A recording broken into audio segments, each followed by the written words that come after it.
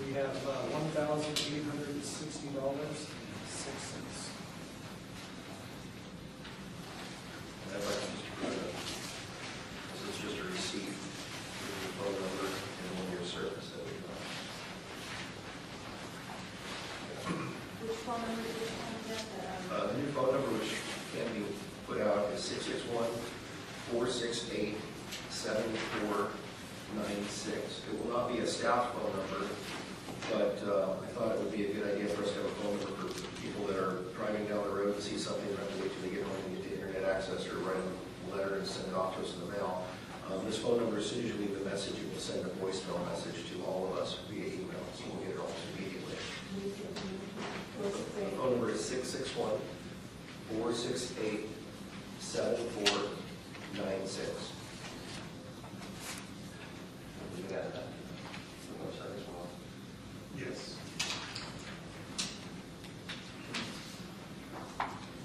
Okay, any announcements and correspondences? I just got them now, so I'm not going to read through the correspondences for any time. Does anyone here have any announcements tonight? Okay, anyone? Got to be short. I don't see them here this evening. SCE?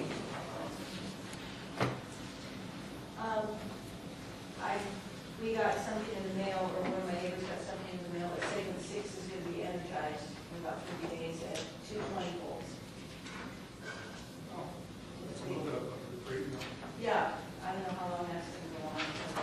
How does that affect everyone in your area? Sun goes up to 80 decibels. That's how close they are. At 220, we don't know. 220 may not get any real. There are going to be several that will be operating at 500. It looks like, yeah, it looks like the red lights are around the substation. They're pretty bright now. That's a general, they do hear from all the electricity traveling through the lines. Yes, but there are 9 lines going right now, and there were before, 6 of which were not energized. Now all 9 will be energized, several at 500. So it will be substantially louder. Also, on behalf of the town council, several years ago, my firm commented on the EIS, the supplemental EIS that was done for the lights. And the comment in particular addressed the glare from the lights, and they were supposed to be, that was supposed to have been addressed in DIR, and shielding was required. So, that having been done, I was hoping to speak with Ms. Julie Wild, but apparently she's not here, so I'll I can give you a little information. My email.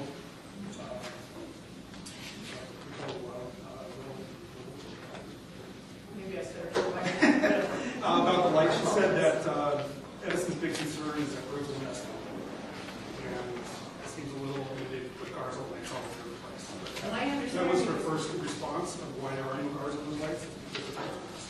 Well, it doesn't really matter what Edison says. What matters is what the PUC says. If Edison isn't complying with the PUC orders, then there's another issue to take up with them, either through the administrative process or complaint. But Would you like to draft a letter? no, well, first let me pull up the final EIR. I only looked at the draft. I didn't have time to look at the final and make sure that that was done. But I know that on behalf of the Acton Town Council, my firm did make those comments, and they were supposed to have been addressed. That's what I was told. So you'll take care of that. We'll know something more about the next meeting. well, I will look at the final EIR and make an EIS and make sure that that was what was done. And that doesn't mean it's too late, because you can still point these issues out to the PUC and they can retroactively order a change. Well, it's never too late until they put them up. Well, they're up, but I mean, even if they're up, the process is still sufficiently dynamic to allow that sort of mitigation if necessary. Library report?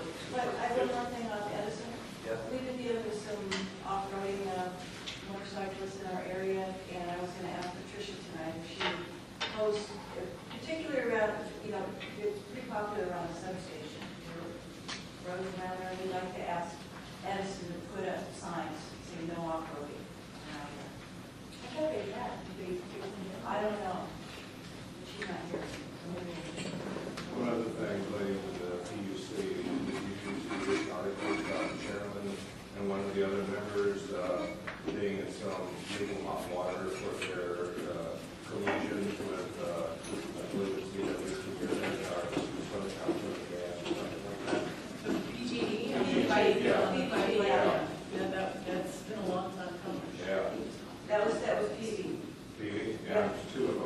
Well, they kept letting the pipeline issue go. It was lots of slap on the wrist until, people died in the explosion.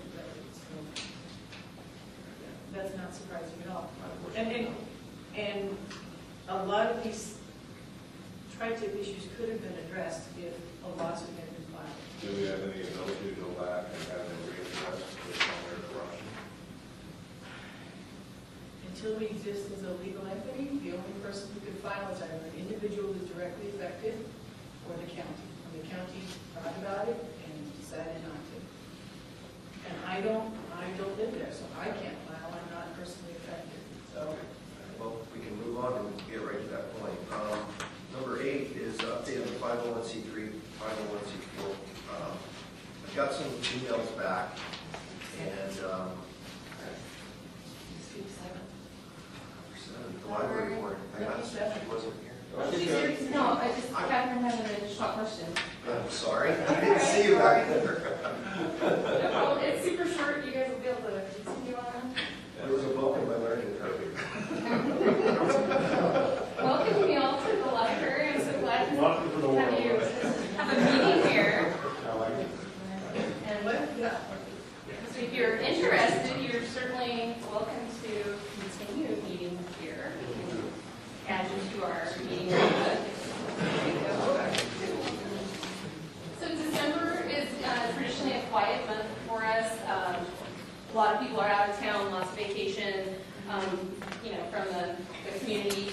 So this month, we just have our regularly scheduled programs, all 3 of our story times. We have our foodie book club tomorrow, and then Toastmasters and the Writers Group. And then our 2 Christmassy type events every year. We do the gingerbread houses. This year it's going to be on Tuesday, December 16th at 3:30. And then on Thursday, December 18th, this month's Kids Book and Movie Club selection is the live action version of How the Grinch Stole Christmas. And then at the end of the month, on December 30th, we'll have the Alzheimer's and Dementia Support Group. And we'll close at 5 o'clock on Christmas Eve and New Year's Eve. And then we'll be closed completely on Christmas Day and New Year's Day. Any questions? Okay. Thank you.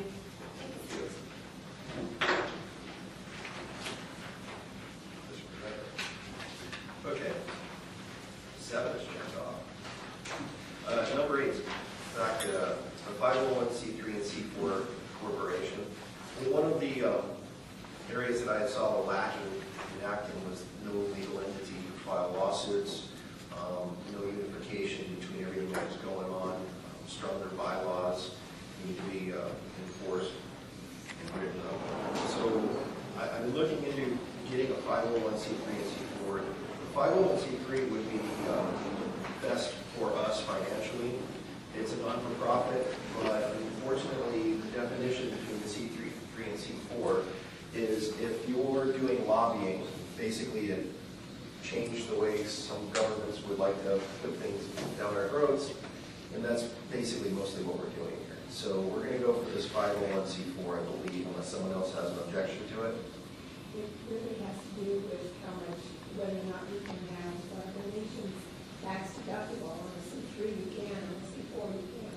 Well, that's actually a segue. The determination is, and yes, a C3, if you're not doing lobbying, then they do allow all of your donations to be tax deductible to the person making the donation. The corporations are both non-for-profit. The C4, any donations that come in will not be tax deductible to the person making the donation unless it was a business expense by them. Then they're able to write it off as a business expense, and that's the only way that works. But the real definition is that lobbying that we basically do. Are we actually lobbying, or are we just trying to relay information to the community? I mean, we're not really lobbyists. Well, We're not professional lobbyists. no, but we are the ones that are actually going and instituting the letters and making the meetings and pushing these things through. And since we're representing people, we are in essential. The community of Acton, in essence, is a special interest group, and we're their voice. So I believe that's probably why the other town councils adopted for the 501c4. Yes. So here's the thing is, We can get other quotes from other attorneys. The one that I've been using is someone that I've done business with in the past, and therefore all the information we've got has been completely free and pro bono. I got the estimated cost was between $2,500 and $3,000. As the council, we're not allowed to take on debt that we cannot, is not fully funded. He said that he will cut his price in half, and then the normal fees for whatever we have to file. And he said that he would take monthly payments, whatever we want to work out with him, at the half cost fee until we do accumulate the money to cover. I think the thing to do is we should decide if we'd like to go forward with him or if we'd like to get one other price from another attorney. Well, there's locals in the area, maybe someone would do something pro bono for us. So there's no rush. We might be able to get something pro bono, or God forbid, would it be of any value to use legal Zoom or something like that, file paperwork? I've never used it, so I don't know. I've personally formed 7 different entities, corporations, LLCs, and I've never done anything with LegalZoom because you can fill out the form, it's just one of these to get a corporation, but when it comes to actually writing the bylaws and the legal works of how your specific corporation is going to run, I think we need to have an attorney right there. And it's well worth the money to make sure that everything goes smoothly. Excuse me. Yes. Norm, do they still have, who has those papers from the Rural Town Council that has to do with this? We had, Harpo had that. Did he give that to somebody else? Yeah, I think they've been passed on to Susan Zanter from the Association of Rural Town Councils. She's 3.3. Because he had the whole thing set up. And so it would be probably a good idea if we... At least a draft. I mean, you could hand it to somebody and they can... Yeah. I'm sure there'll be certain instances. I was, and just to give everyone here the process that I think we should go through is that we do have bylaws for the council as they sit. They are going to be updated, but I think to form the corporation with is how it will be run. The issue that the corporation will have, the council doesn't have, the corporation will have shares, and the shares have to be issued to someone. So my idea was to issue the shares equally to the 9 board members, and every year they would be reissued to the new members as they come on. That would give everyone equal voting power, and no one person the right to take over and control this corporation. And it would just be transferred over every year upon swearing in of the officers. Well, it'd be useful though, if we get, and I'll call Susan, email her, to get what other town councils have, when there's something unique and knows that. Absolutely. You're doing If we can get a copy of their documents. I'll contact Susan. That's what I would, why I was asking Norm where they were at, because they had the whole, he had all of it written out and so on, how to go through the whole, to get it to that point. Well, and I do know the Lake, not to interrupt, but the Lakes Town Council went through an attorney and they got their set up that way, just exactly what you're describing. So we might be involved to follow. Any chance of getting county attorneys to do this for us? County attorneys won't touch it. Okay. Well, the way they do it is you're not part of the county government, so they can't give you any kind of legal advice. Well, with that said, I was, as the, I'm reading the bylaws, as the president, I'm not supposed to be on any committees, but this is kind of a special project. You're a member of all committees as well. But each member on the committee is basically the chairman of that committee. But this is a special project, so I wouldn't mind putting everything together and spearheading this thing through since I've done it so many times before. But, as the liaison to other councils, it'd be great if whoever we do those elections tonight, if that person can get some of these documents and just keep throwing things to me, and I'll just put it all together and get a good package together for us to do it. The other thing is that we are not-for-profit. We will not have to pay federal tax. The minimum state tax is, we can apply for it, we'll probably get, we won't have to pay minimum state tax, but we will have to front it when the corporation is first formed. The $800. It's generally about 2 to 3 weeks to do the paperwork. It might take us longer to do the bylaws. But once that's done, we'll be up and running. And the C4 status then could take 6 months to 12 months to get that finalized. So we'll be paying taxes up to that point, but then it'll be retroactive and they will credit us back for this. So that's a fundraiser. What kind of fundraisers? It's not much. May I ask a question? Yes, absolutely. Would you say again why you're doing this? Like in a nutshell, in a sense. In a Why nutshell, council? it would create more unity and give the council more strength. We could then file lawsuits. We would then be one entity showing up at different meetings. In another nutshell, we were also looking into liability insurance because of the lawsuits that have been thrown around. And I guess that some threats, these things have been going on, I hear on and off for years. And it's nice that we're all volunteers up here, but we shouldn't have to put our necks on the line and everything we work hard for all our lives. So with that and the liability insurance, I've also looked into having a rider added to liability insurance for volunteers, because I saw there was 20, 30, 40 people volunteering throughout the year, and especially for the election. And you know, somebody just standing there taking a ballot and shoving it in a box should also not have any liability for doing that. So the liability insurance will be another expense. We'll ramp up our fundraising every year and see what kind of a budget we can come up with. But we need to protect everyone, including the volunteers, and that's one of the biggest reasons we're doing it. Given, and that was very well said. Just a thought, because of what you do, I personally don't think the town council should have to do a lot of, or be charged with having to do fundraising. So just because you're putting in lots of hours doing all kinds of other things for the community. So I'm thinking, and I don't know what I'm thinking, because I'm not thinking anything at the moment, other than the community, there's got to be perhaps some way of bringing the community into, if not a fundraiser, into some kind of a pledge of monetary support. And we've got some ideas in the works. We're thinking a minimum budget for the council would probably be $5,000 a year, and that would give us enough to basically cover all the expenses of printing. It would cover the minimum tax if we do have to pay that. It would cover our liability insurance, and have a little bit of money left over to help out with different fundraisers. $5,000 a year, I don't think is a whole lot. I think there's over 5,000 homes in Acton alone. One proposal, I don't think we're going to do, but just go to a property tax bill and put out a $1 donation. Everyone pays their property taxes, they check a box, they can throw $1 in. Our budget is covered every year forevermore. We can also talk to Antonovich's office or whoever else might want to make a charitable donation our way to help fund this, because we do a lot of work for them and a lot of leg work. And the other thing, I don't know how that would come into play, but since we do a lot of reviews for plan checks for our area, the county is getting paid for their plans and permit fees, and if there's a way of putting a small fee on there, I would do it. I think we should have it much smaller for residential and commercial, but when you're doing it for your own house, it's a not-for-profit. If you're doing it commercial, you're going to be making money, then we should be compensated for a time to review all these plans. So I think there's a lot of things that we can do. Yeah, really. Better than they said.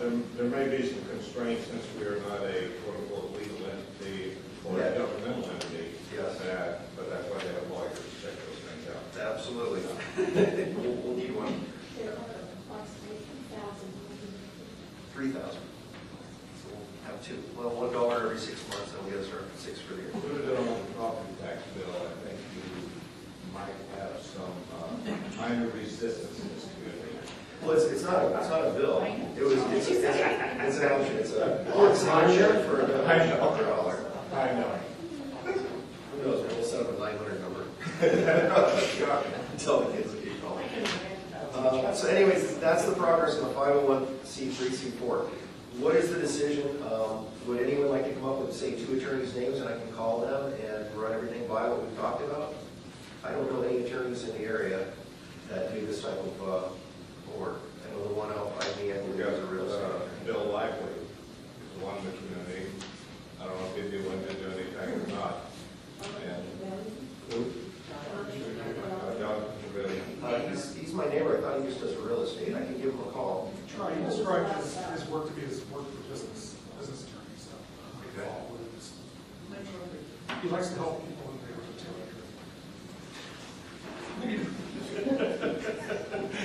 No, you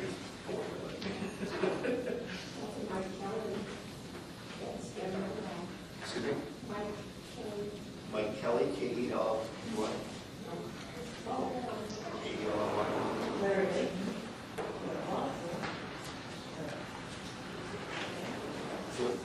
Larry, what's the last name for Larry? Liaison, L-A-Y. I might just make a send it to you prior to calling. We went over the liability insurance also. Basically, I think it would behoove us to have it for us, ourselves, and also then for the community, any volunteers. Do we have to be a 501c4 to have like liability insurance or something? It's easier to have one entity carrying insurance on its members than it is to have individual policies. It would be. We don't need to have a 501c3, but we do need to be corporate. She's up to C4. C4, I mean. Are you talking about the status as a We have to have that in place first before we get liability. Yeah, I think it's a corporation. It would go pretty quick. It's not, I think we can all read through things and get through stuff, and I think we've got a good basis to start. So it's not going to be reinventing the wheel to get this corporation. Okay. I left some papers in the back, and the other thing I just noticed over the last few months is that we have a lot of committees in this town. Deputy Short, we skipped over you. I need you guys moved to here from there. Is anybody else over there? Yeah, there's a couple of people, and they were like sitting around looking, what is the stage people were doing this stuff?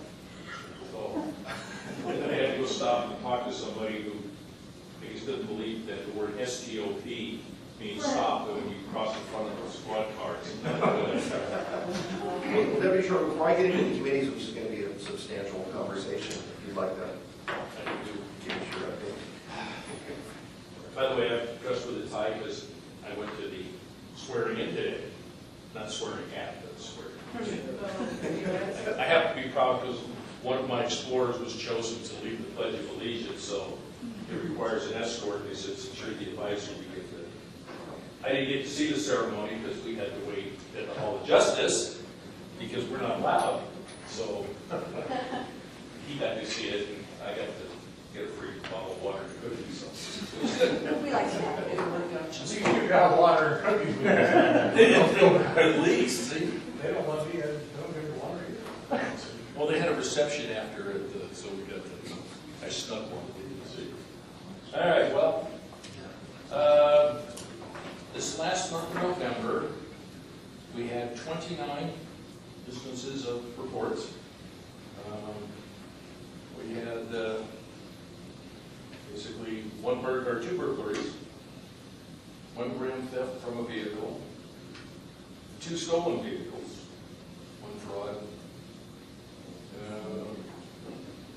Not that you want this one, one child pornography,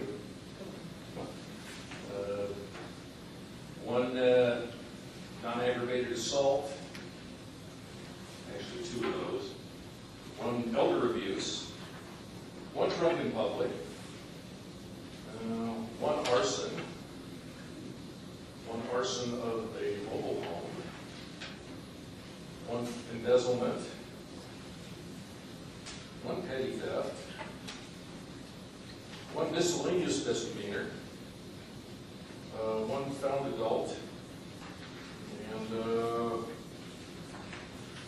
let's see, 3 suspicious circumstance, 1 non-criminal fire, 1 suicide, 1 person dead of natural causes, and 5 boats stored or impounded, or car boats stored or impounded. And that's all just for Acton. That's just that. And that's low. Like I said, when I first came out here, it was in the 50s and 60s. Is there any centralized areas? Every time we've been here, the last 5 months since I've been around, you go through these, and I'm always picturing in my head, like, where would that be? And where would that be? And why is there like 10 burglaries? Are there central areas that it's just spread out? It's spread out because we're so spread out. I'll tell you, the majority of the problem is the housing tracts that are close to the freeway, because they get off the freeway. and go up there and do their business and leave. Some are being done by locals, it's just a matter of time to catch them. And they know the area. Because if I see a burglary, for example, that happens way up a dirt road in an isolated place, that's not going to be somebody who's not from the area. Because criminal profiling, yes, we profile criminals, it's okay. They're not going to go a place where they think they can get caught and stuck. That's why they hit the places that are fast, easy, paved roads, and a place where you can blend in, where unfortunately we have a lot of houses, and there's a lot of people coming up there, like I cruise up and down several housing tracts here. And I will see people that I don't recognize, and some I do stop and talk to. Some are driving around in gardener trucks, some are driving around in painter trucks, and it's impossible to tell do these people really belong here. You know, when you get two houses on a dirt road, it's pretty easy to determine whether somebody belongs there. So I'll go ask them, hey, do you recognize that vehicle? Nope. Okay, good, I'll go talk to them. So that's hard. But again, we get a lot of reports that are really non-crimes, but because they have to pull a report number, it's on this report. Like the vehicles that are repossessed and vehicles that are impounded. Sometimes they're impounded because they parked them on the city street with the registration expired for more than 6 months. And you're going to get towed. So I've got another question. Is the sheriff's department charging for reports, to file a report? Not to file. Filing is always free. You want a copy, and you're not the victim, it's probably going to cost you, because the secretaries have to go pull it, copy it, and hand it to you. So it doesn't cost you. I mean, we're free service. We make all the reports you want. I was told 6 months ago when someone's house was, the outside lot was burglarized, and they were almost run over by the person because they walked out and saw them there collecting all the metal, that he called to file a report. They made him drive the home down, and they charged him for the report, to file the report. I've never heard of that. I've been around a long time. All right. And normally, I've never heard of them requiring somebody to go to Palmdale. It's always, we'll send someone to your house. Because I've had people from here stop at Palmdale on their way home, and it's like, you don't need to be here, just go home and call us, we'll come to your house. Okay. So I don't know where that came from, All right. who they were talking to, but Just friends might live out here, but I've never heard that before. Okay. I know all the desk personnel up there, so they don't charge you to pay for it. Like I said, for copies, usually. And maybe that was it, maybe he asked for a copy. If he asked for a copy or more than one, they might have said, hey, there's a charge for that. But usually if it's someone here, someone has it, I will bring them a copy, just hand it to them. I do that in my office, so it's not a big deal. They told me that, in my case, that it cost me $30 to get a copy of the report. For a copy of the report? Yeah. If you were burglarized at your house where you're at now? No. So that was a just. Okay. Yeah. That was probably it then. Could you expand on the fire that was over in my neck of the woods? Yeah, it was accidental. It was what? Accidental. Accidental? Yeah. Unfortunately, he lost a whole lot. It was a garage shop that burned with a couple of trailers. What was determined to be by arson, because they come out, whether people, you guys know it or not, any incidents of fire is reported by the sheriff's department. The arson investigators are sheriff's department, not fire department. Because LA County Fire doesn't want to get involved in the police work end of arson. So we do it. And they will come out and collaborate, but it's our guys essentially do it. What it looks like on the preliminary report is he had his laptop plugged in, and for some reason the battery overheated, whether he left it plugged in forever. And because the laptop that was next to it, you could see the remnants of the batteries. His laptop, the batteries exploded. So it was like it exploded, caught the stack of paper on fires next to it, burned the wood shop, which then spread to the pine tree, which then spread to the garage adjoining. Was there ammunition being stored that was? Not that I know of. He had a lot of electrical equipment and a lot of paint cans, and he had a bunch of acetylene bottles because he does rebuilding of cars. and acetylene bottles will explode and they split. And they end up going up, and which adds to the fire. So he lost, it was like 12 cylinders, I think, 11 or 12, it was a bunch of them. But yeah, unfortunately, well, fortunately, it could have gotten the house, but it didn't get how fire was able to contain it. They did a great job, the fire department. Yeah. And a question came up is, there was a helicopter up. Why didn't the helicopter drop water? Well, they can't drop water on the structure. They're not going to do that. That's because it will just destroy the structure. Yes, or it might kill somebody. Because you're looking at, what is it, water is 8 pounds per 8 gallon. pounds per gallon, so yeah. And you hold 1,000 gallons, it's going to hurt.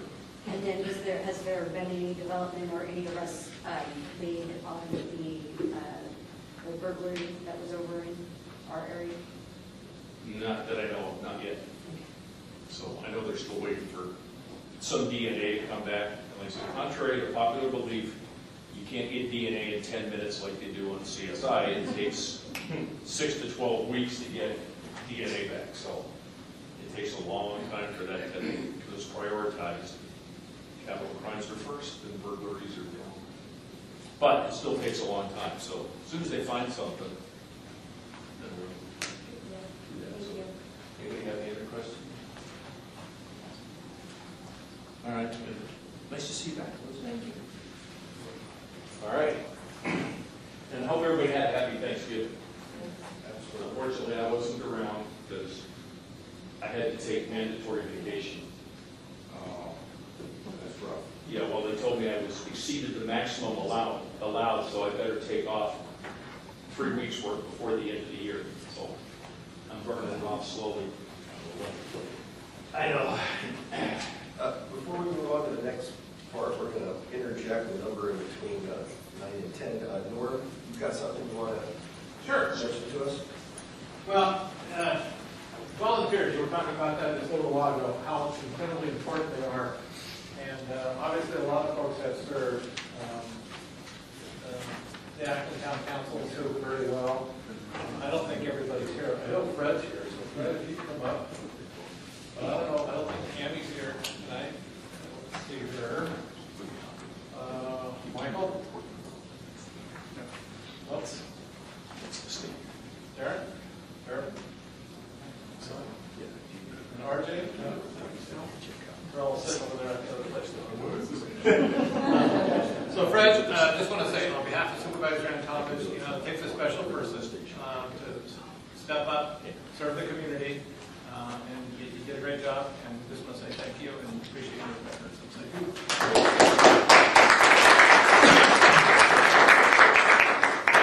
Council wants to hand these up, Mr. President, or I can wait and we can invite him back to another meeting if you want. However you want to do it. If you want to present, we can try one more meeting and we can put an email out and try to contact us. That sounds great. I'll be back.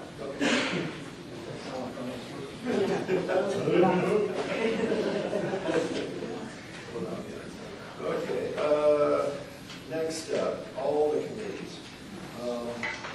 The first thing I'd like to do, according to our bylaws, every year we're supposed to have an audit of the finances. So I'd like to appoint Adam Moulter, Michael Hughes, Ray. If you'd three would like to do the audit of the bookstores, brought the stuff with them tonight, you guys can take it and just, I don't think there's been all that much accounting, probably 5 or 10 minute things to go through the numbers. We're within a nickel, I think we're good. Now for the committees. I spent a lot of time and I sent out this document and I put some on the back. I don't know if everyone out here has a copy of it also. And with all the committees that we've got, it just seemed like it was just redundant. And the reports, we would ask for updates, and half would have updates, and the other half for an entire 6-month period and no updates. And I really think we can combine some. I think some of the special committees need to be permanently put on for standing committees. So I put this document together, and it was just me alone. The rest of the council was only a day or two to look at it. But what I'd like to do is for us to temporarily just vote this in as a temporary thing, so that tonight when we go to fill these committees, we're not going to fill 20 committees, we're only going to fill this 9. in essence, what you can do, if we're not changing the bylaws or anything, is just the responsibilities you have under each one of your headings can then be the responsibilities of that person. The committees are still in existence, but that person assumes chairmanship of all those different committees. Well, I think we need the committees identified in the bylaws, and that would be part of the updating for whichever committee member is going to handle that.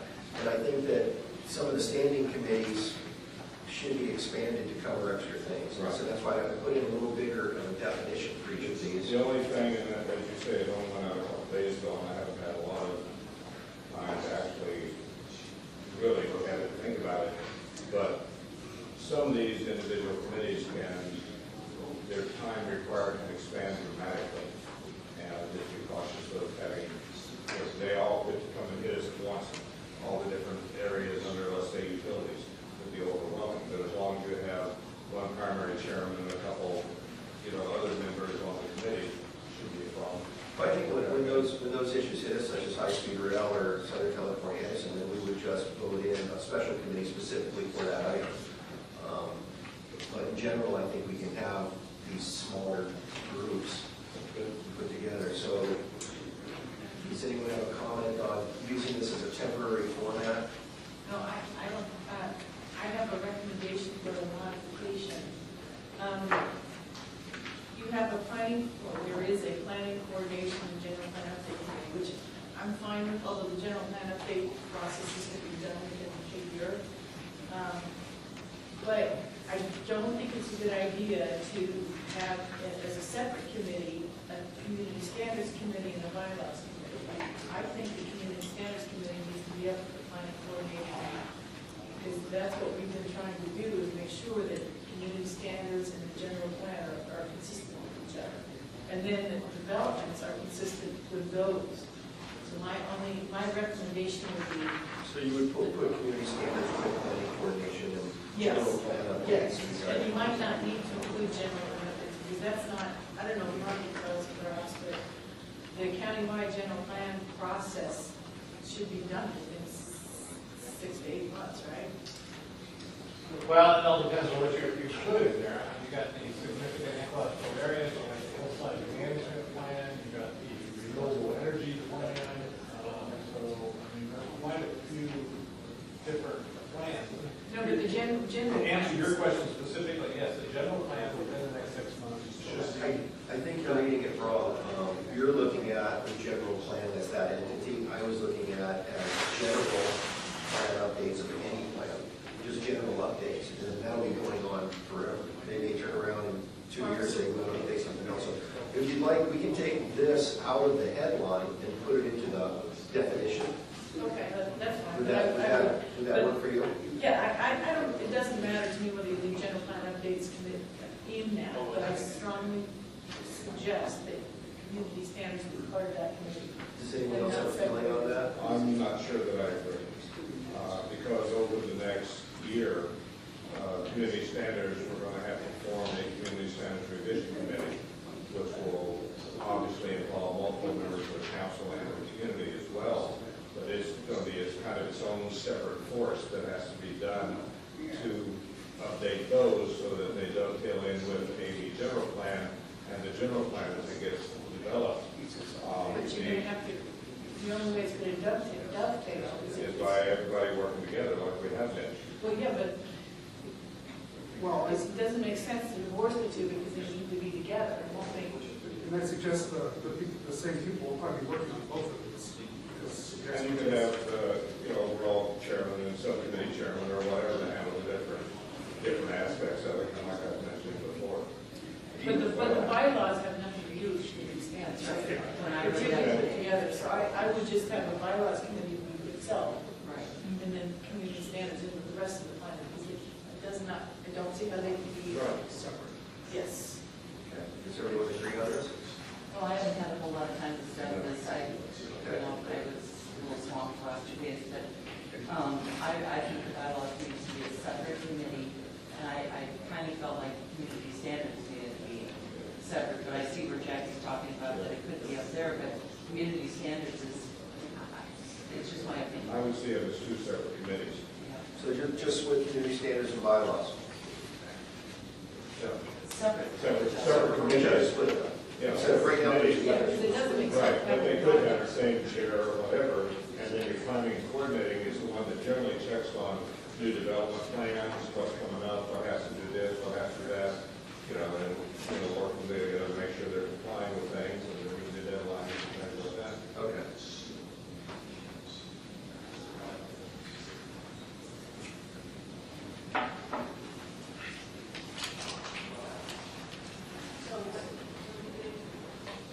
We're going to, on this committee nomination sheet, we're going to take community standards and bylaws and split it to community standards.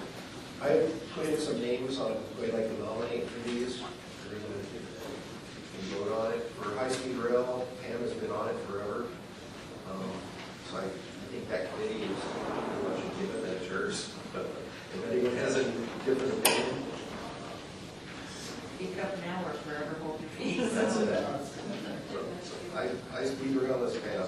Can I jump in here also?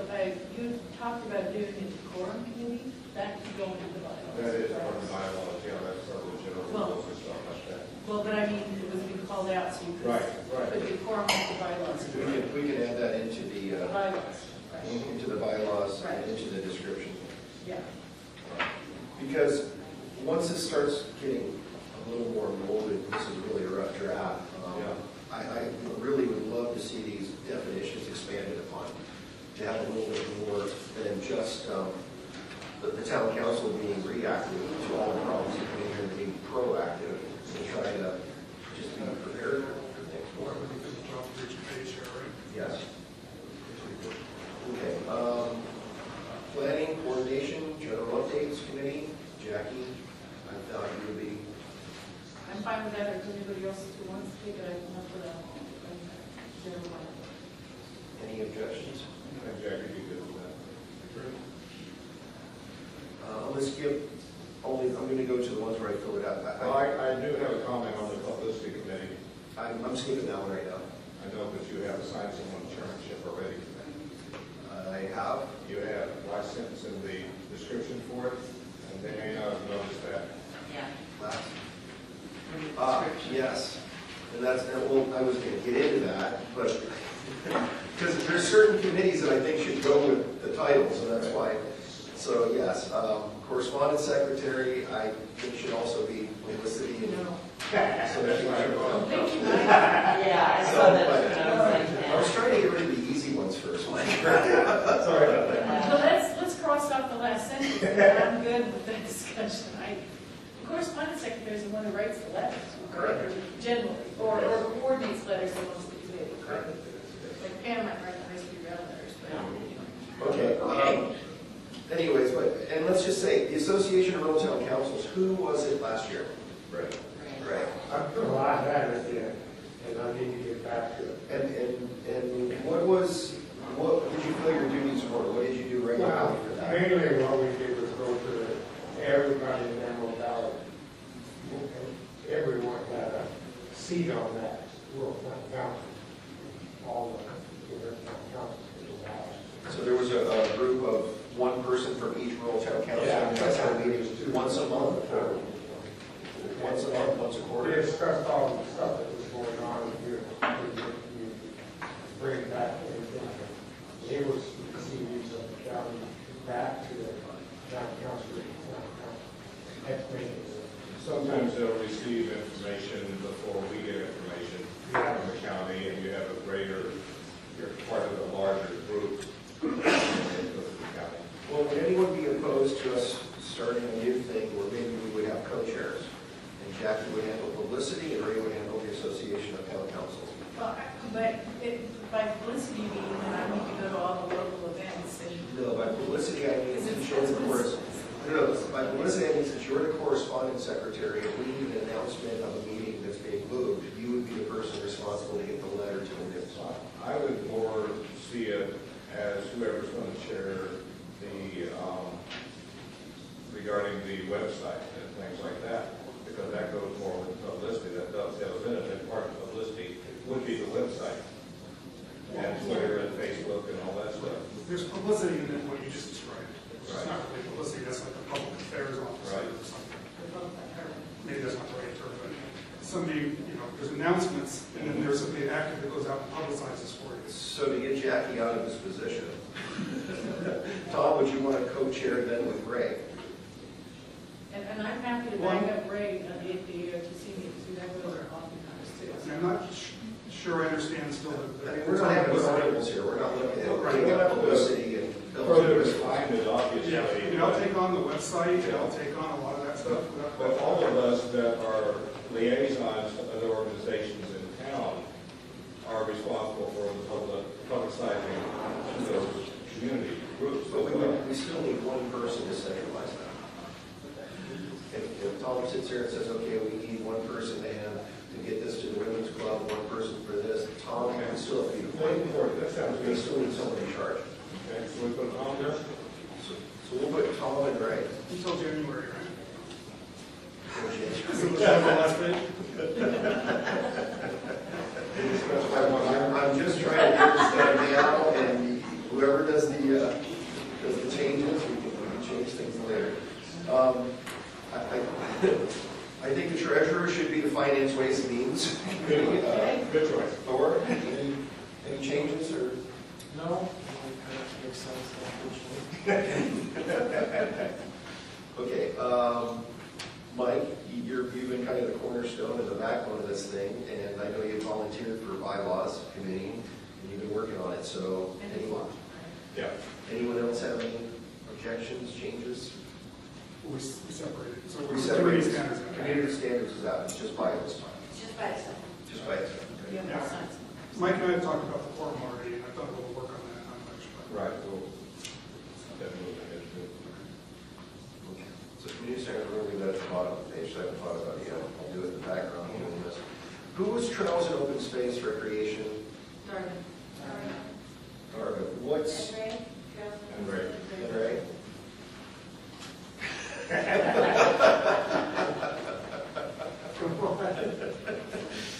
So you want trails or open space, right? What was their duties? What did they do over the last year?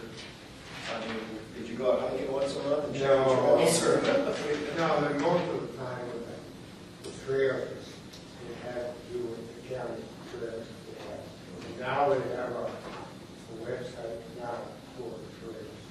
Okay. So it mainly was just, I really didn't do much at all except for up to do with, like if there was trails coming up or a housing project. So I'm trying to get a trail through that housing project and so on, to the feeder trails and so on. So- That's what it's on. So, So the rest belongs with planning and coordination. Maybe a subset of planning and coordinating. and Angela's Forest, what was, That was set up specifically for the Angeles Forest area. You might And want to. that kind of came to be when tri-tip, but now that's kind of, Well, there's also, Angela Forrest wanted to get out of that, didn't want to like, right, I'm not sure that it needs to have a standalone committee. so should we just move trails, open space, recreation up to planning, since it seems like it would really just be a response to a question or two? To make sure that the trails are. Well, the thing Darwin was working on, and what was her name that came to the meeting? Lori Bradley. Lori, who unfortunately moved on. We've had great difficulty getting anyone from the Trails Council to participate in any way, or even to, I'm not sure they could exist, I guess they did a little bit. Technically. But trying to define what the backbone trails were, what other ones were established, so we have the website now that we can go from, to start from. But there are other trails that have been proposed that they supposedly were going to adopt, but were never adopted, that need to be included in that. So the whole trail system. There's a lot of that has to do with it, that has to do with housing trails and so on. What we're talking about is that, but then it got to the point where we had a committee, for example, we used to go down there to New Hall, and the county had this committee and so on, and we talked about different trails and so on. but they broke that up. Now they got this new one, and I have not kept up with that, with the new one, but, we had another guy on town council, and he picked it up. But, it wasn't really, there's not up until now, there really hasn't been much going on. We The definitely county hasn't okayed a lot of the stuff that Yeah. we wanted. We had a whole program all made out at one time. And we have an approved package of how the trail's supposed to be made and everything like that. I still have all of that. Yeah. Bill But- Davis did a lot of that. Yeah. Is there some basic information, even if it's on other county websites, that we can at least put a button, and a lead in off of our website where people can come to, go to the Acton Town Council website and say, oh, I want to look into trails, and click the trail Yeah, we button. can do that. And take it over to trails. For sure. The county does have, or actually the chamber, I believe, has a map of all the trails that they have in this area. They did have, I don't know. We tried for over the last year to get the county to come out with an official map so that we could actually get all the stakeholders together to talk about any issues that came up for completing the Roman Trail and, other issues like that. And it never came to be, but now they have the county website that has the maps on it, but it's something that someone needs to spearhead and move forward on, ideally. The other part, Martin brought that map, he made a copy of it. It's a big laminated. Oh, yeah, you finally did, yeah, I remember that. Right. Goal to establish legal right away for well, trails. that's what I was about to address, because in my opinion, a big part of what's been missing with that is our current CSD says that for subdivisions and block plans, even ministerial developments, they're supposed to design little feeder trails into the backbone trails. Right. And I've had many conversations with the trails group, with county parks and rec group, and they won't recognize any of those portions of the zoning authority only. And so that's, that is a big push that we need to make in our CSDs. Absolutely. Push hard. So- So the feeder trails, in my opinion, are the real problem in this community, because the county's handled the big trails, the DR11 trails, although they kind of keeps moving them to different sides of the Sierra Yes. Highway depending on what development they're looking at. So that's going to be a problem. So let me Well, just ask you this. the other problem is too, is when you start to get into the trails, they've been used,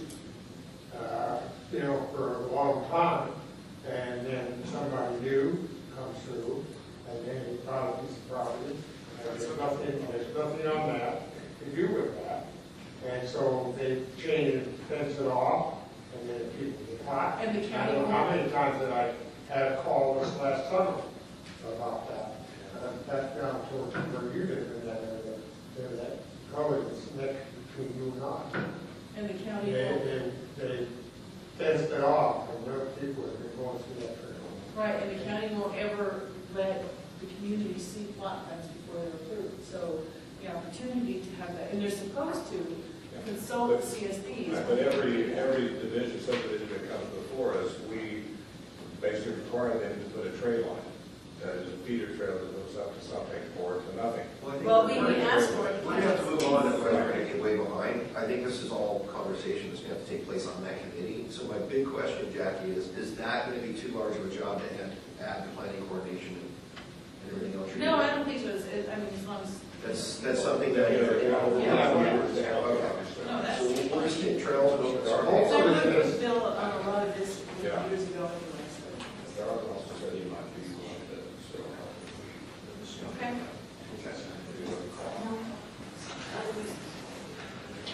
So the Utilities Commission, who was that last year? Ms. Chapman.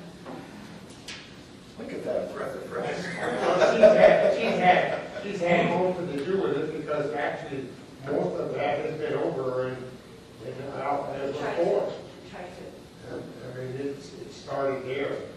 Well, it seems like Utilities Commission, for me, is utilities, electric, water, phone, gas. So that should all has to be combined.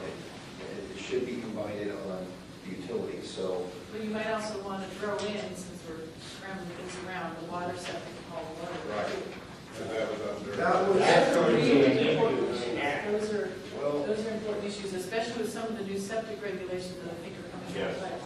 All water and septic both are going to be issues. It is.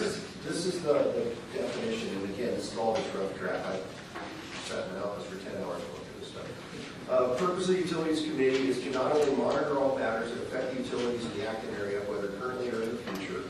This is my definition, so anyone can add and subtract from it. Utilities included are electrical supply, lighting, hauled water, well standards, septic, phone, television, cable. But to try to improve the town of Acton's infrastructure through communications with all utility companies available to us, this should include, but not be limited to, maintaining their equipment to industry standards, improving reliability, adding services such as high-speed internet in areas that a lot of us don't have, and customer service and timely repairs. Be really careful. You don't want urban services. You don't want street lights, curbs, and gutters. Well, lighting was actually in. The lighting is already in. The dark sky initiative. Yeah, I'm not worried about lighting standards, but that's But not all. all lights. But what we're doing is the committee should be able to maintain all of that. And to give you a good example, I don't know if anyone else has had any trouble with AT&T out here. Okay, I bought my house 3 years ago, and it took them 6 months to get me a dial tone. And out where I live and alone, I figure, I hit 50 this last week. I have a stroke, they're not going to be lying there for a few weeks before somebody comes and finds me. Just so you know that AT&T whacked the power line off over by Vincent Hill, and a bunch of people lost all their DSL AT&T phones. Well, what that would be is, they've got, them specifically, they have a new electronic system. So you call them on the phone and they say, well, you can wait for an hour or go online and file a trouble report. So I filed a trouble report, and a week later I went back online to check it, and it says, has been fixed remotely, and it was closed. So when I first bought the house, this happened for 6 months. Finally, they said, we can't get rid of your static. We don't know where it is. It's somewhere under the river. Finally, we got a guy who came out from San Diego, and he called me after being out of the property about 6 hours. I was down below, and he says, well, I got good news and bad news. He goes, I found the shore. It was 4 feet deep in a trunk line under the river by 1,000 trails. He goes, the bad news is that I buried my truck here and broke an axle, and I'm going to have to wait for a tow truck for 3 hours. So I've had a perfect phone up until last Sunday. I called on Sunday because the phone, I had static for 2 seconds and the phone went dead. I called on Sunday, put a report in. Monday, they closed it. I went back Monday, put another report in. Tuesday morning, they closed it. I got someone on the phone Wednesday after spending an hour and a half on the line. My cell phone doesn't work good where I'm at, and I lost them. I got pissed off. I went online. I looked for the FCC main office in Washington, D.C. I filed a complaint. Thursday morning at 8 a.m., there was 2 trucks, 4 guys up there fixing my phone line. They were there till 8 o'clock at night and still couldn't find the problem. They had another specialist come out on Friday and found the problem. It was in a box over there at 1,000 Trails, 8,000 feet from my house. So with that little story, all I'm saying is AT&T has old lines. They're not giving customer service, and I think who's ever on our utilities committee can maybe work a little bit with them on giving us better service than just having stuff pushed aside. I don't want, I'm not sure that the town council should be responsible for fixing, all these franchise programs that the county has. We're not responsible for fixing, but we're a service to the community. I mean, we're trying to stop a trade. We should be able to tell them to keep their phone lines in order too.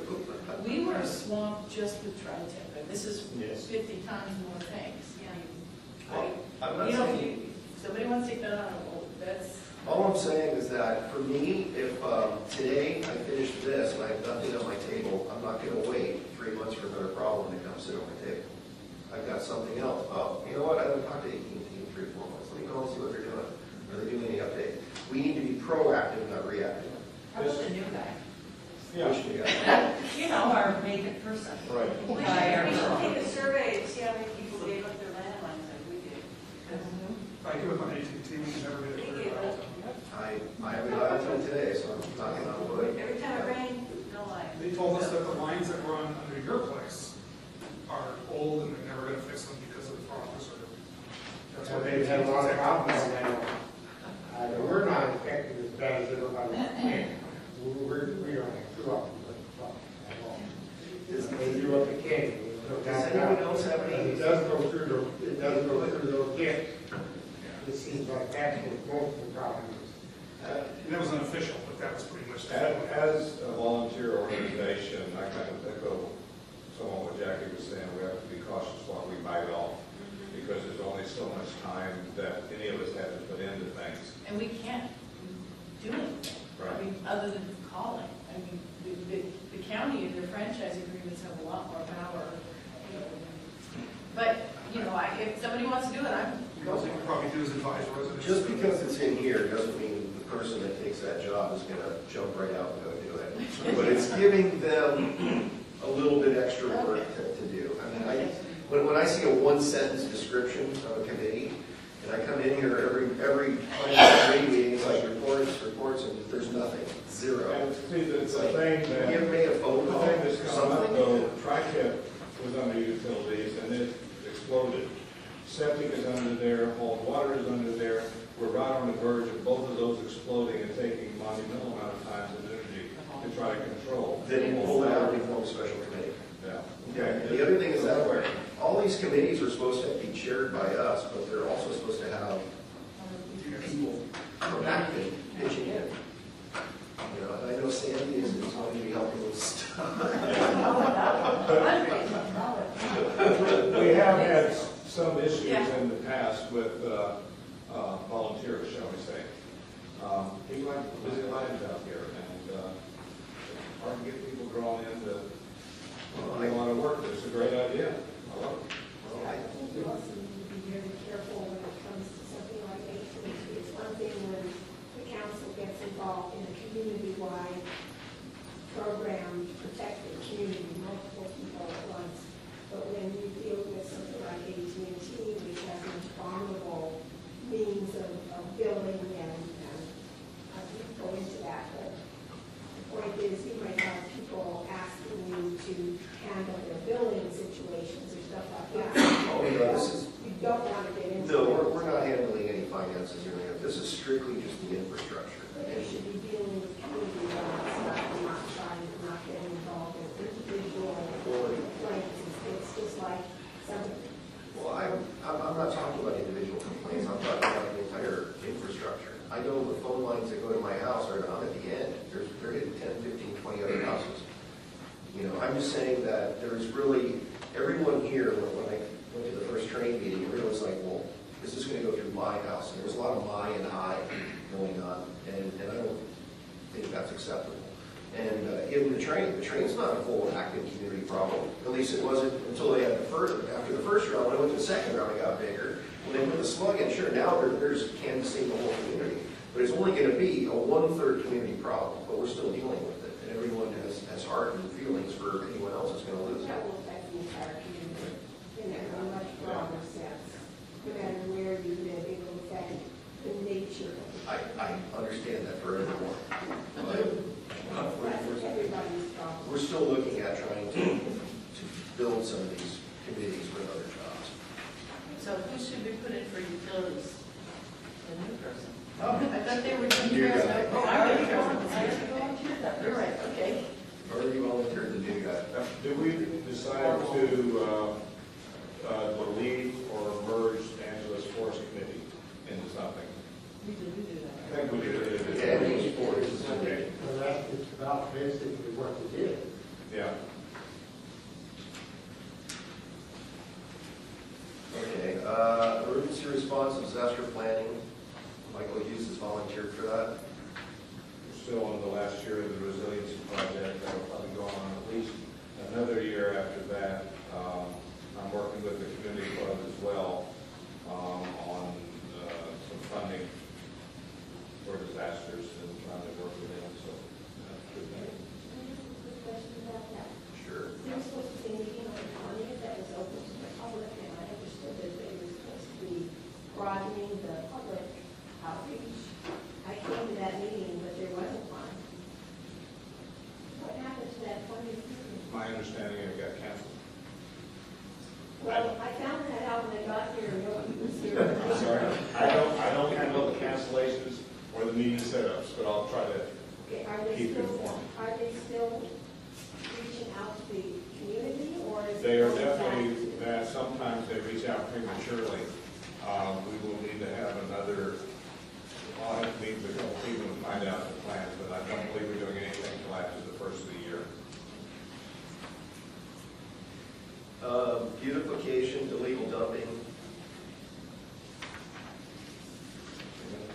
does it mean unrespected? Respective, I don't understand. Yeah, that was something that I just kind of threw in there because, Perspective on our community. yeah, because if you talk to anyone that lives outside of Acton, some people just don't have a very good perspective of what the place is like. When they go out and they visit, then they kind of like it. Like, I think They like what they beautification. see when they drive through. A lot of people like it. Yeah. Well, what do you want to do? They can have their. Oh, you want to make it look bad? Take that one right out. Freeway. That might be a good idea. Well, you know, I mean, everyone here, I know we love our community and such, and, you know, but the beautification of illegal dumping, because it just, I drive down the road and I think everything's great, and all of a sudden I see a shower door on the side of the road. Is illegal dumping fall under public works? Because it's a Sure. Illegal dumping is a county task force. Acton is supposed to send a member to the committee, but you don't. I go to that meeting because I'm required to as part of this county committee. Most of the dumping takes place in rural county areas. So every other town council has a representative that attends that meeting. I'll volunteer for you. And second Thursday of every month at 3 o'clock at Fire Station 129. 3 o'clock. 3 o'clock in the afternoon. On a Saturday. No, Thursday. Second Thursday of every month. Or second Tuesday, sorry, second Tuesday of every month. At 3 o'clock. Beautification. Fire Station 129 and It's right on that. That would be good. And what the committee is they look at issues, they have a budget, and if you've got an area that has a lot of dumping, for example, they have their budget, they've installed like a Little Rock cameras that are hidden, and we take pictures of people who are dumping because it's a mystery. I think that is great. And we go after them. I've written several reports, and we've gone after people for dumping. I believe they send out a newsletter every month. There's a newsletter, yeah, local trash office is calling it out. Didn't Farrell, Sheriff Farrell had wanted to do that? Yeah, he and I are both on the committee. He's off the committee now, but there's a guy taking his place. But yeah, that's our job, is to go look for these people dumping, large items, and, because dumping takes place, you'd be surprised. Where I found people dumping stuff that I didn't know there were roads that they made their own. Some of that, they take care of us out, but I got some that I need to take care of, I'll tell you. So what they, I'll tell you, I would all say they just dump all the time. Oh, yeah.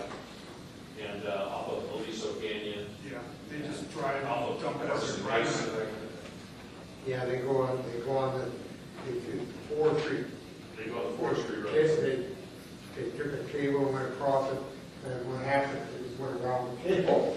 And it was forward, it's still dump them. We found out, and it's unbelievable, if you find something, I don't know. So, and there's a countywide 24-hour hotline number. You have all the bumper stickers. So what we do is we actually keep track of all the incidents too, despite, plus the ones that the sheriff does. You call a hotline and they come out and clean it up and we work it down. And if it's criminal, we can find someone who dumped it, we go after. Now, will they clean up off private property? Yes and no. Because if We call it's, them anti. because a lot of it, I asked you the question before, you said that the private property starts 5 foot off the road. So let's say Soledad Canyon, they go 20 foot off and dump it on a pile, we can still drive by, it's right there where we can That's right. Usually I can get Public Works to clean it up. Okay. For private. When they talk about that kind of private property, usually there's a house on it. They're not going to go onto somebody's private property that's got a gate in the house and say, we're cleaning it up. That's why we go after zoning and planning. We'll go after them for the junk. And there's an 800 hotline Yeah. for this? Can we put that on our website also? Sure. And that's the sheriff's department, you said? No, it's county. It's actually through Public Works. They're the administrators of the dumping task force. And so we've cleaned up all sorts of stuff, tires, bedding. And it's, if I see it on the road, I'll take a report and call it in. Usually Public Works will come clean it up. But if it's off Soledad, they've gone up and cleaned it up, brought in their skip loaders and their dump What's trucks. the response time on that? It's usually 1 to 2 days, depending on workload. When we see persistent junk, it's just because nobody's called it in. Usually, yeah. The asphalt that I mentioned a couple of meetings ago is gone. Did you have something to do with that? I mentioned it. Well, I was one of many callers. closed. Okay. Yeah, because I was told when I called public work, hey, we've got that on call. I go, good, we got another call. So I don't know who called it in first, but they apparently were working on cleaning that up. So does graffiti fall under beautification then? Yes. We've kind of got a graffiti watchdog person in the Yeah. community. And I've got that, if we see graffiti, it has to be called into us. You call it in public works, it does not get reported as a crime. It does not get reported as a statistic, because I pulled the record, we had one graffiti report in 6 months. So on a Is list, there a we should have a number? graffiti button Sheriff's and an illegal dumping button. Graffiti, yeah, and that goes to the sheriff's. So we can put that The on. graffiti hotline, they just come and clean it up. They don't go after who wrote it. Okay. They just come down and they spray paint, walk away, so you see it. Then if we call, If you call the sheriff's station for a report, say, hey, I got graffiti on my property, the property owner has to be the one to initiate, or the property manager. And if we come out and take a report, and I mean, there's been times, so I'm not, like, we had one in Leon Valley. It took 17 reports in one day, because they had some locals go bananas and spray paint all the signs, buildings, people's garages, middle of the roadway. We took reports for all those incidents. And we got the guy. Because we recognized his tagging and said, hey, there's his moniker, there's his initials, and we have him 2 days. And by the way, he gets charged for all that cleanup. When you call the graffiti hotline, they come spray paint over it, they don't tell us what it is. We have no idea who did it. We have a deputy at Palmdale Station, that's his entire job, is graffiti. He has a huge database of all the monitors and all the known players. And we'll try to match it up and go, oh, it's this guy, oh, it's this guy. You have a question in the back? Deputy Short, I have called the sheriff's department, and they told me to call Department of Public Works. Well, They would no, not take a you're- report. But you're not the property owner. You No. can't report it.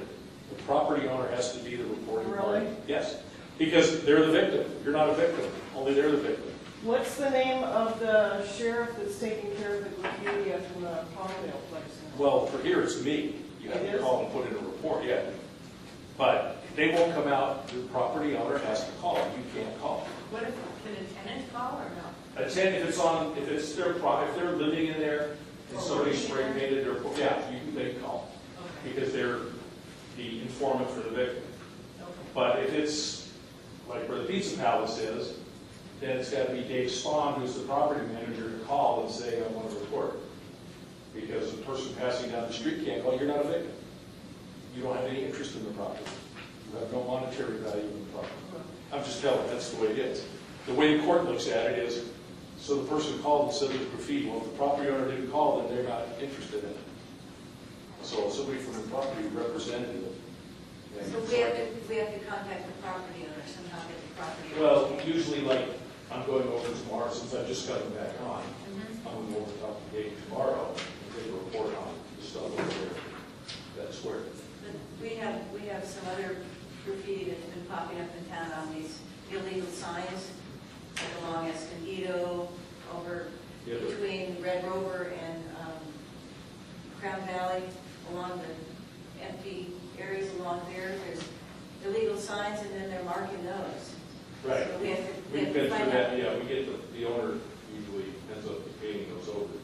So if we give that information to you, you can contact the owner? or- Yeah, I've done it for, there's like 3 little signs that Yeah. are on the CBO, they get tagged all the time. And those signs, we can't take the signs down. You can't take the signs down. The property owner wants them on his property. That's up to zoning to cite him to have to remove the So signs. we have to contact Dan Garrett. Dan Garrett, because that's who, I've been working on that to try to get those signs removed for 8 years now. No, we've gotten signs taken down. Those, no, the ones on this computer, because they always get tagged. Yeah. I've got files going back since I started here with graffiti on it. He comes and he paints them over, usually gray, and that ends it. All right, well, let's move on to the next one. Public Works. Any volunteers? Oh, so am I on a good? You're the beautification. You're the committee. So Public Works, What are you considering part of that job? I didn't read it. excuse me, What is that job? Public Works? The Public Works Committee shall be responsible for reporting of drainage, road hazards, and traffic issues to the Public Works Department. They shall maintain an open line of communication with the Lawrence and Angeles County Department and monitor repair times. they shall keep record of communications and provide the active governmental updates. That's kind of what they've always done, right? Drainage and roads, and they do, what was it, catechists, and they resurfaces area. Like the Crown Valley issue with the culvert that's sticking out. Yeah. We're still tracking that. Volkswagen catcher. I mean, I can handle it. I don't know if we'll be chairing any of these, but if we're short a person, Okay. is that okay with everyone else? No more discussion, okay. I don't have enough on my plate. Well, people could double up, I mean. Yeah, and this is also, it seems like you enjoy that kind of thing. Yeah. Fixing. Boy. Sorry to volunteer. What's that? No, she's just saying, next time on the agenda, she was. Yeah, okay, I guess. All right, Community Resources Committee. And this was something, we've got liaisons to the school board, and the Chamber of Commerce, and Community Club, and I was, and this doesn't have to be this, but I was thinking there should be at least one person on the council that they can come to. Otherwise, they're going to be coming to anyone on the council, and it may not be getting the response that they need if something comes up with the school board or community. And in return, if we need to get something out to the community, it would be easier, instead of the council having to try to get to every single individual. The Community Resources Committee, someone here could go to these community resources, and then they can help get the word out and kind of pyramid it out to get things going. I mean, it just seemed like the biggest meeting ever that I've seen so far was that first high-speed rail committee meeting, and I haven't seen anybody since. So, no offense, but I mean, for an entire town, this is about the average here for these meetings. So does anyone have any ideas, or do you want to keep this broken up to just have liaisons that report back to the council in general? Yeah, it seems like putting one person on top of all this is kind of like one person in the way of getting it done. I mean, the individual people responsible for the subcommittee, these committees that, kind of handle this. I still, I mean, maybe, maybe- I can't say liaison aspect, you've been using for the groups, I think it's still good. Okay. Yeah, 'cause it's Just the individuals. Usually it's. I mean, this sounds almost like publicity Residents to of me. council. You know, Well, it's supposed to be someone that, Right. the reason they are is because Right. nobody on the council would go to the meetings, so we drew upon Lydia's Right, expertise with the right. school board. Yeah, she goes all the time. And Lynn with the park, because she's involved in that, there was nobody on the council that would do it, or could do it. I'll say, liaison to the school board. Okay. Yeah. Mary. Okay. I'll do Chamber of Commerce. And I'll do the community club. Okay. Community center, I think they were renamed it now. Is it? Which one? That's right. I didn't know that. Well, it's really not a club. No, but I mean, it always was a community center. And we refer to it as go ahead, community the community club. But just trying to change it over now. Have some holding us that's still calling And it. you said you were going to do? Chamber of Commerce. Chamber. Try to do CPR on them. We have a new president there. Come Good. on. All right, and then you still do the school? You might want to add that women's club, the women's Yes. club is one of the largest Absolutely. meeting groups around. And they always help us out on elections. when And we have, them. 40 to 50 women are coming to my house on Wednesday So, for our yeah. meeting, so So who was the liaison to the women's club? we don't have one. There wasn't. We never had We've them. never had one, No. but it's a pretty good sized group, and if Yeah. you want to get a message out, it's a good one. Okay, I'll do the women's club too. That's an easy one. Cool. So you'll come to the meetings? Is that? That's what I'm asking, because, I just had to talk to somebody. well, I don't know what it means. Okay, I will. I can do it, because I'm a member, but, Yeah, between town and I will cover it. all right. No, I'll do it. Okay. What- So then I come to your meetings? I would assume so, and if We you want, volunteer, They probably like you there. you're welcome. But just, it is a thought, that's a lot, fairly large group Yeah. of women who have other, belong to other groups as well, so. Well, I think, the liaisons are very important, like I said, for us to get the word out, because there is no mass type of communication that goes on here, and I saw that being a problem right off the bat. So if there's other groups that we don't have on here, Women's Club, Community Center, Chamber of Commerce, School Board, is there any other groups I don't know about that I'm missing? Boy Scouts too. Community service and things like that. They're represented on the community club, so, Yeah, they're. yeah. Lions? Personally, Lions, but all those are represented on the community club. But Lions, I don't know, how many, Well, they're small, but. they're small now, but still pretty influential in town. Well, I think the community club, but to have the Boy Scouts themselves, you know, I'm sure a lot of us were Boy Scouts, I was, and I would almost think it'd be nice just to have an actual Boy Scout as a liaison, and let him be able to earn one of his badges, and they come in once a month. And when we, you know, when the volunteer service is done, we have a direct access to it. I think that would be a real good idea. Yeah. Do you want to talk to Mr. Hull on Thursday? Yeah, I'm Our sure sense of for Boy Scouts. And you're listening to me. Okay. I mean, not to give them a ton of work, but I think, you know, like the interesting to come. No, it's good. It's community service. Yes, Absolutely. no, they do. That's part of the Boy Scouts, is to get out there and do your service, so. Yeah. So we're going to add one. And there are Girl Scouts as well, it's not as large. That's true. There's a pretty active older Girl Scout group, and I think younger, I'm not sure. Right, I mean, can we put a call out and say we're looking for liaisons from these groups? Is 4-H in town? Well, we everybody's doing stuff, and we go back to Coyotes and all that. We're also based in But they meet over here, they have boat shows, and they have this and they have that, it's a big group. Well, we're down to the last one, community standards and decorum. There's a question you, I'd like to continue on that. Well, decorum is in the bylaws, right? Part Yeah, of the yeah, bylaws. yeah. And community standards Several should be words separate. that we already have.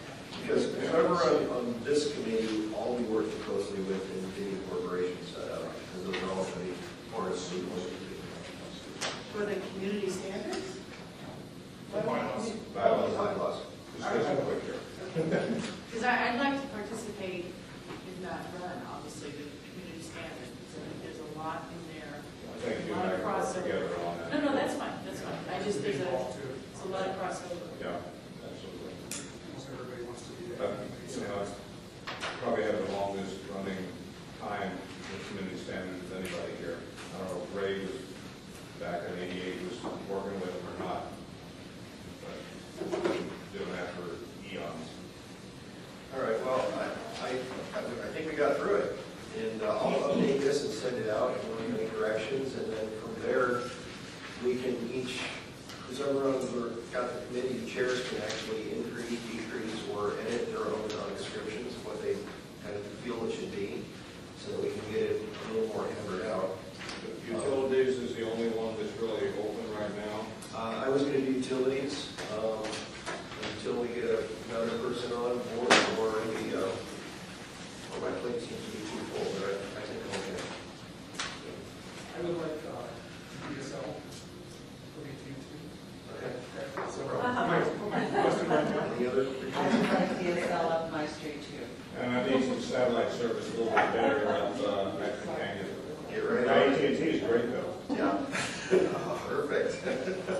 I'd The like apps to just just, look like DSL too. It's their little I have my hotspot, which is. I really don't fiber, but that's beside the point. well, I think I'll they can take get, anything. I think they can get us high-speed satellite without having to update our streets and roads and everything else, you know. An It's just, oxymoron, high speed and satellite. You know, I have a friend in Georgia, and he says, I'm from Georgia, there ain't nothing high speed over here. But, you know, it's a dream, and we can see, and if they say they've got a 10-year plan, I'd like to hear it from them, because I don't know of anyone that's gone and asked that question. And I didn't see, you know, 2050, and he's still sitting out here with, you know, dial-up or a little satellite, they're charging you $150 a month. I use a lot of data. Just to let you know, I used $80 worth of data yesterday, just downloading all the emails in one day.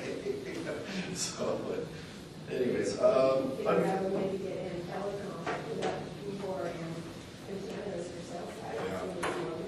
I think so too, and there's also some new technology out there where your cell phones, the data on your cell phone is free, but half the time you don't have service, but they may be able to add boosters just to boost the 4G. I can talk about that.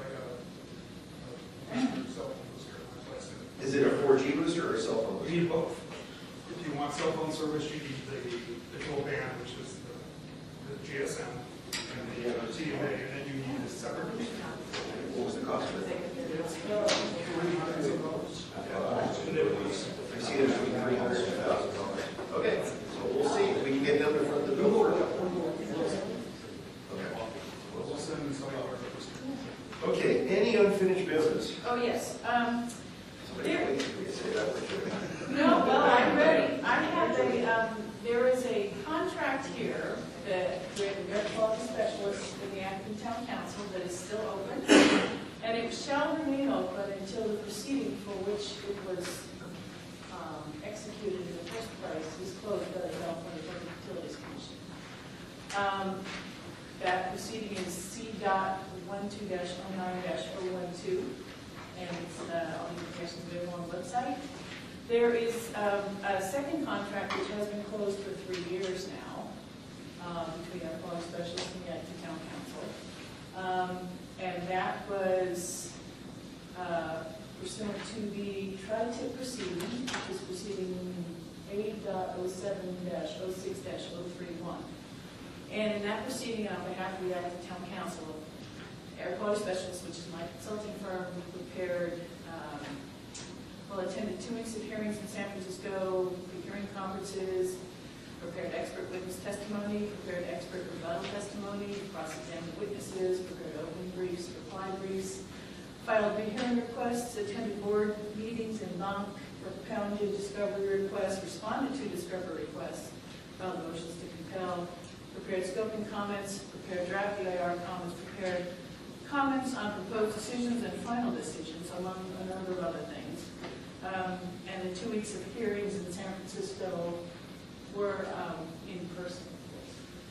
And there were 3 boxes here. I have another 5 or 6 at home that pertain to that project. That contract ended, and pursuant to that contract, the PUC determined that their quality specialist had done a substantial amount of work and contributed significantly to that proceeding. There's over 1,000 hours that were put into that project by my firm. And the Southern California Edison was ordered to pay for the labor that my firm put into that project. Now, Southern California Edison contacted me and my firm and the town council and said we'd be happy to pay our quality specialist directly. However, Mike at the time said he wanted the money to go through the Acton Town Council, and then, well, okay, all my conversations were with U.S. and Japan at the time. So that is what happened, and then town council paid that money out pursuant to the contract to my firm, and then my firm paid for the tax return that the town council had to prepare the W-2s, everything that needed to be done, or excuse me, the W-9s, so if anybody would like to go through some of the information I have here, I can bring the other 8 boxes next time. I'm happy to do that. So if there's anybody who has any questions about that. And just to add to what Jackie's saying, the initial contract was 2008. Is that the initial one? Late 2008, maybe early 2009. Yeah, I don't have a copy of that. The point being, it was signed by a previous council president. It has gone through multiple different entities in town council and has been well known, and their work has been recognized by the town council and the community. So it's, well, the other problem is that this, in the other proceeding, this proceeding as well, but the other proceeding, there was probably over $30,000 of costs that my firm had literal money out of my pocket to represent the town council in this proceeding. And the problem the town council had, and this was several discussions, several meetings, is the town council did not go into debt. Town council wanted to participate in this proceeding meaningfully. They could not find any attorney or any entity that was willing to represent their interests without $30,000, $40,000 down payment. And since the council didn't have that money, cannot go into debt, this was the only arrangement that could be arrived upon. And that's what we've done. Intervenor compensation? Exactly. Yeah. And intervenor compensation is never paid unless the California Public Utilities Commission deems that the intervenor made a substantial contribution to the Let me just decision. clarify that your contract was basically with the council so that you could represent them. You fronted all monies. My firm. You took no retainer, your firm fronted all monies, and you were only to be paid if money was recuperated, otherwise you would have been out everything. That is correct. And then I think your contract was more than fair and above and beyond what the council or the town could have ever Well, I see. Is there a did termination? not know that was an issue. I would have assumed it was, but the terms under that contract are identical to the terms under this contract. I didn't bring that contract because it was closed, and this is still open. Well, I think the problem is a lot of people don't like to see other people make money. You know, a lot of people are not in business, and people are always after the fact, well, why did you make so much? Because I took all the risk. And risk is I another would say, success. my firm went over 1,000, it wasn't just me, it was others too, over 1,000 But hours. still, So it's not firm, just the making company a lot of that, money. that issued that contract took all the risk, and I see no reason for anyone to ever, have anything Now, bad to say we about still it. have one contract that's enforced because the action is still going on. That's this contract, it is still in place, which is why I raised it here at the unfinished business section. Right, and it And relates to what? It relates to the complaint that the town council filed with the Public Utilities Commission regarding the violations, the real violations that Right. occurred, and that the final decision has come out on that, and several of the issues that the town council raised, the commission agreed with, several they did not. So it was not win across the board. But the proceeding itself is still open. So until everything is done on that proceeding, this contract shall remain open.